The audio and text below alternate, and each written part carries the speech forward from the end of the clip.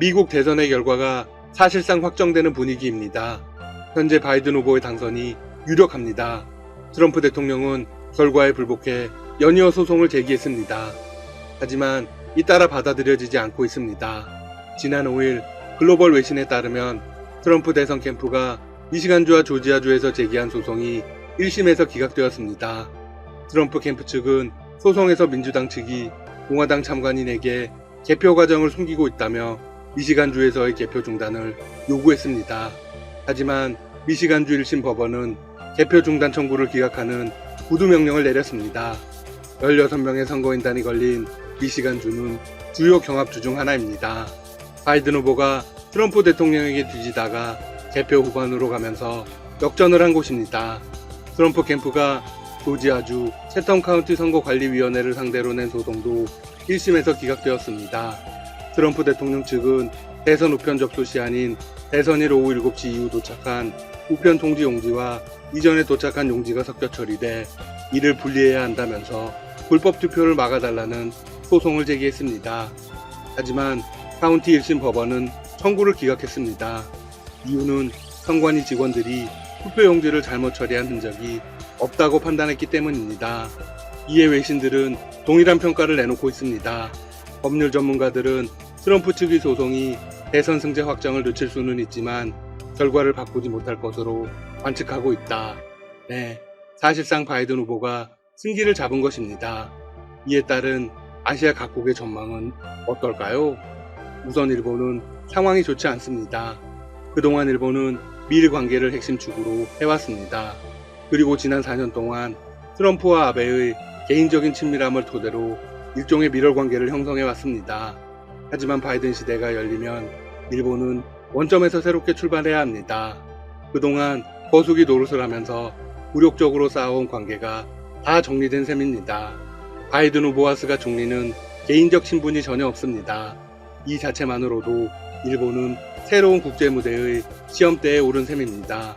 스가 총리도 아베 전 총리처럼 미국에 공을 들일까요? 아베 전 총리가 그랬듯 브로맨스 관계를 만들까요? 대부분의 전문가들은 불가능하다고 단언합니다. 왜냐하면 4년 전 트럼프가 집권할 당시와 현재의 미일 양국이 놓여있는 상황이 너무나 달라졌습니다. 4년 전보다 미국의 국내외적 상황은 더 불안정합니다. 또한 상대적으로 중국의 입지는 크게 부상한 상황입니다. 일본 역시 현재의 구도를 잘 알고 있습니다.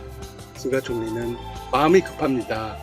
현재의 복잡하고 다양한 국내외 상황에 잘 대처하고 내년 9월에 있을 집권 자민당 총재선거 때까지 가시적인 성과와 실적을 만들어야만 비로소 3년의 임기의 온전한 총리가 될 수 있기 때문이죠. 스가 총리는 미국의 눈치를 보면서도 중국에 대해 러브콜을 보내기 시작했습니다. 이에 대해 중국이 화답해왔습니다. 왕이 외교부장이 일본을 방문하고 추후 중일 정상회담으로 이어질 수도 있게 되었습니다. 스가 총리는 아베 전 총리와 달리 오히려 외교 정책의 구도를 바꾸려고 합니다. 일본이 종전 이후 고소해왔던 미국 일변도의 외교 정책이라는 큰 틀을 거부한 것이죠. 이것이 일본에게 유리하게 작용할 가능성은 높지 않습니다. 바이든 후보와의 거리감을 더 멀게 하는 결과를 낳을 것입니다. 바이든 후보가 당선되더라도 중국에 대한 노선에는 변화가 없을 거니까요. 역사와 관련한 문제에서도 일본이 계속된 역사 왜곡을 하기란 쉽지 않습니다. 바이든 후보는 트럼프 대통령보다 명분을 더 중요시하는 정치 성향을 가지고 있습니다. 또한 바이든 후보는 트럼프 대통령보다 인권을 중시합니다. 그러면 중국은 어떨까요? 중국은 일본보다는 나은 상황입니다. 우선 미국의 상황이 녹록지 않습니다. 트럼프 대통령이 벌여놓은 일들을 바이든 정부가 수습하려면 시간이 필요합니다. 따라서 그 사이에 중국은 여러 가지 계략을 꾸밀 가능성이 높습니다. 바이든 후보 역시 중국과는 냉랭한 관계를 유지할 가능성이 높습니다. 하지만 트럼프 대통령처럼 대놓고 격한 대립을 하지는 않을 것이라는 관측이 나옵니다. 중국은 이미 트럼프 대통령의 파상 공세를 받아보았습니다. 오만한 발상이지만 중국은 스스로 효율적인 전략을 세워서 미국에 대응할 수 있다고 자평하고 있습니다. 대만과의 관계에서도 유리한 고지에 오를 수 있습니다. 트럼프 대통령처럼 대만을 독립시키려 하거나 대규모 무기 지원은 하지 않을 테니까요. 한국과 중국의 관계도 이전보다 냉랭해질 수 있습니다. 중국은 한국에 상당한 구애를 해왔습니다. 6.25 관련 발언 등으로 심기를 긁었지만 대부분 미국을 겨냥하고 있었습니다. 중국은 미국과 패권 대립 국면에서 우리가 미국에 더 가까워지지 않도록 노력했습니다. 그래서 시진핑 주석의 조기 방안에 대해 나름 열의를 가지고 임해왔죠. 하지만 바이든 후보가 당선되면 태도를 바꿀 가능성이 있습니다. 바이든 후보 역시 반중국 전선을 펼치기 위해서 동맹국을 규합할 가능성이 높죠. 한편 한국의 경우는 바이든 후보가 당선되면 유리한 점이 많습니다. 바이든 후보는 오바마 대통령 시절 부통령이었습니다. 한미일 3국 정상회의가 열렸을 당시 미국 대표단의 일원으로 오바마 대통령과 함께 했었죠. 바이든 후보는 당시 이런 이야기를 했습니다. 한국인과 우리는 공통점이 참 많은 것 같다. 바이든 후보는 부통령 시절 한국과 중국이 항공식별구역을 놓고 다툴 때 한국의 입장을 지지하며 중국의 강경한 태도를 취하기도 했습니다. 따라서 바이든 후보가 트럼프 대통령보다 중국의 유화적인 태도를 보이지 않을 가능성이 큽니다. 2013년 12월 손녀 피네건과 방한했을 때 마침 중국이 항공식별구역을 선포했습니다. 바이든 후보는 한국이 카디즈 구역을 확대하면서 정면 대응할 때 한국의 입장을 강력히 지지했다고 합니다. 북한과 관련한 전략에 대해서도 나쁜 말이 많습니다. 바이든 후보를 잘 알고 있는 소식통들은 그렇지 않다고 이걸 모읍니다. 공정하지 않은 평가이다. 북한의 4차 핵실험 이후 오바마 행정부 때 석탄, 철광석, 석유 등 부문별 제재를 처음 도입하는 가장 강력한 대북 안보리 제재를 통과시켰다. 물론 이는 미국의 입장이 강력하게 반영된 발언이기는 합니다. 방위비 관련 협상도 원점으로 돌아갈 수 있죠. 바이든 후보는 트럼프 대통령의 방위비 인상을 조폭에 비유하면서 맹렬하게 비판했습니다. 내년 한국의 경제 성장률이 더 오를 것이라는 전망도 나오고 있습니다. 재정 지출 확대로 전 세계 교역 물량이 늘어나는 한편 미중 갈등 관련 불확실성이 완화된다는 이유에서입니다. 한국의 대표적인 경제연구소는 바이든 후보가 대통령이 될 경우 한국의 경제 성장률 상승 압력이 더 커질 거라고 전망했습니다. 내년 한국의 경제 성장률은 3% 정도였는데 바이든 후보가 당선될 경우 0.3%포인트가량 더 상승할 전망입니다. 직접적인 요인으로는 재정 지출을 바탕으로 한 2021년 미국 경제 성장률 개선을 꼽았습니다. 미국 민주당이 추진하고 있는 2조 2천억 원 달러 규모의 추가 부양책이 실현되면 트럼프 대통령의 재집권에 비해 내년도 미국 성장률이 1.2%포인트 내외로 높아지고 전 세계 교역 물량도 0.4%포인트 내외로 늘어날 것으로 예측했습니다. 지금까지 닥터시사TV였습니다. 여러분 시청해주셔서 감사합니다. 구독과 좋아요 부탁드립니다. 베트남의 중국 대체로는 미중 무역 전쟁 발발 이후 끊임없이 제기돼 왔다. 실제로 삼성, 애플 등 많은 글로벌 기업들이 비용 증가 등의 이유로 생산 라인을 베트남으로 일부 옮겼거나 향후 이전을 검토하고 있다. 2020년 다시 한번 베트남 대체론이 주목받고 있다. 코로나19 확산 이후 글로벌 공급망이 재편됨에 따라 중국이 베트남의 세계의 공장 지위를 내어줄 것이라는 관측이다. 왜 베트남인가? 정말 베트남은 중국을 대체할 수 있을 것인가? 중국 외교학원 세계정치연구센터 수전 주임의 신층 분석을 정리해봤다. 왜 베트남인가? 베트남이 차세대 세계의 공장으로 각광받는 가장 큰 이유 중 하나는 인건비다. 2018년 기준 베트남의 인구는 9,600만 명, 인구 증가율이 높은 한편 젊은 인구 구조를 가졌다. 인건비가 중국의 3분의 1 수준으로 저렴하다. 대외 무역 조건도 유리하다. 베트남은 미국과 자유무역 관계를 맺고 있으며 유럽 국가들과도 1년의 조약을 체결해 거의 무관세와 다름없다. 2019년 10월 2일 삼성은 중국의 마지막 스마트폰 공장을 베트남으로 이전했다. 당시 업계에서는 삼성마저 떠났다며 중국의 스마트폰 생산 라인에 대해 비관적인 전망을 내놨다. 그러나 수전 주임은 베트남 현지 시찰을 통해 다음과 같은 결론을 내릴 수 있었다고 말했다.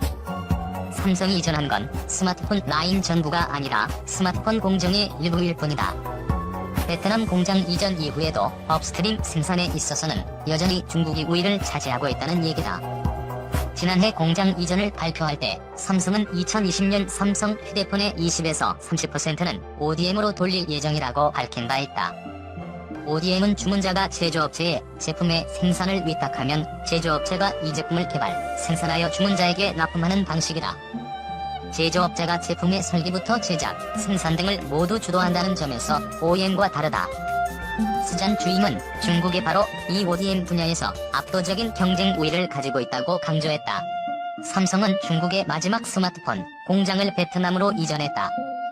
그러나 연간 20에서 30%에 달하는 스마트폰 생산을 ODM으로 돌리겠다는 말은 곧 대부분을 중국 대륙에 넘기겠다는 말과 다름없다고 그는 설명했다. 스마트폰 산업이 하이테크에 속한다면 노동집약형인 경공업 분야에서 베트남의 경쟁력은 어떠할까? 스잔 주임은 베트남의 현지 생산 라인을 돌아보던 중 가구 공장에서 있었던 일을 가장 인상 깊었던 일로 소개했다. 베트남 현지 가구 공장 사장에게 베트남 현지에서 완제품 생산에 필요한 모든 자재를 조달하는가에 대해 물었다. 현지에 제대로 된 서플라이 체인이 형성돼 완전한 현지화 생산이 가능한지가 질문의 요점이었다. 사장은 베트남에서 많은 물건을 구매 가능한 것은 맞지만 모든 걸 조달한다고 말하는 것은 적절치 않다고 답했다. 베트남에서 생산하는 가구는 주로 미국에 수출하는데 운송하려면 포장 과정을 거쳐야 한다. 포장용 종이 박스는 베트남 공장에서 만들지만 이 공장에서 수급하는 종이 판자는 중국에서 들여와 사용하고 있다. 베트남은 중국을 대체 가능한가? 스주임은 위에 언급한 스마트폰과 가구 공장 두 가지 사례를 통해 공장 베트남 이전의 실상은 우리가 생각하는 것과는 차이가 있음을 밝혔다. 중국과 비교했을 때 베트남의 인건비와 관세 정책이 강점이라면 나머지 조건들은 모두 중국보다 열악한 것이 사실이라고 지적했다. 베트남에는 아직 온전한 서플라이 체인이 형성되지 않았으며 중국에서 베트남으로 공장을 이전한 사례들도 서플라이 체인 의존도가 높지 않은 산업들이다. 통계에 따르면 2018년 베트남의 GDP는 2,425억 달러로 집계됐다. 이는 중국 대도시 선전 GDP의 3분의 2, 수저의 90%에 해당한다. 같은 해 베트남의 수출입 무역 규모는 4,809억 달러로 대외 무역 의존도가 GDP의 200%를 기록하고 있다. 수출입 총액 약 4,800억 달러 가운데 무역 흑자는 65억 2천만 달러이며 흑자율은 1.3% 정도로 매우 낮은 편이다.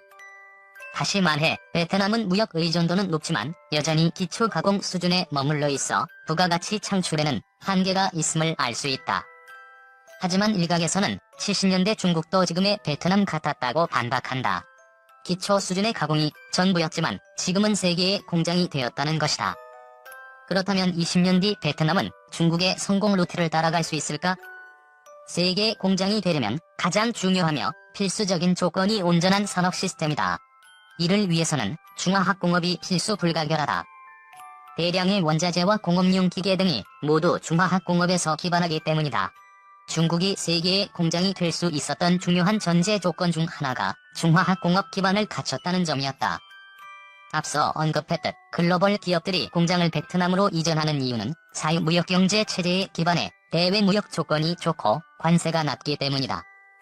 그러나 중화학공업의 특징은 투입 비용이 높은 반면 창출되는 일자리는 적고 회수 기간이 길다. 단기간에 발전하려면 정부 주도의 개입을 필요로 한다. 따라서 자유시장 경제를 표방하는 베트남은 단기 내 자체 중화학공업 시스템 건설이 쉽지 않을 것이라고 스주임은 관측했다. 베트남의 미래 발전 가능성은 어떨까? 스잔 주임은 베트남 대외경